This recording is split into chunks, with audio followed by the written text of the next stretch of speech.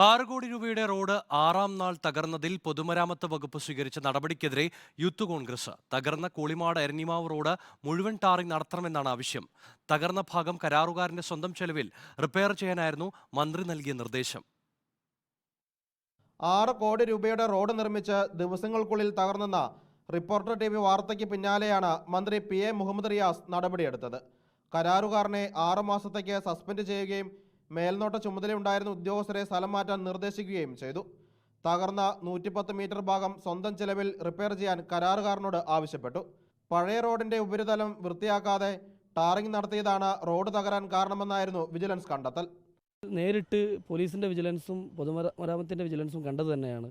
അത് അവർ വന്ന് സ്കെയിൽ വെച്ച് പരിശോധിച്ചപ്പോൾ അതിൻ്റെ റിപ്പോർട്ടിൽ 8 സെൻറ്റിമീറ്റർ ഹൈറ്റിൽ ചെയ്യേണ്ട റോഡ് വെറും 4 സെൻറ്റിമീറ്ററിലാണ് അത് ചെയ്തു തീർത്തത്. അത് 2 വിജിലൻസും നേരിട്ട് കണ്ടത് തന്നെയാണ്.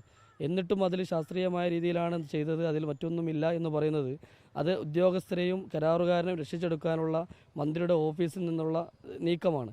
അത് നേരിട്ട് കണ്ട വിജിലൻസ് ഓഫീസർമാർ കണ്ടത് തന്നെയാണ്. 4 സെൻറ്റിമീറ്റർ മാത്രമേ അതുള്ളൂ എന്നും ഇതിൽ അഴിമതി ഉണ്ട് എന്നുള്ളതും അവിടെ സന്ദർശിക്കാൻ വന്ന ഉദ്യോഗസ്ഥന്മാർ ഞങ്ങളോട് നേരിട്ട് പറഞ്ഞതാണ്.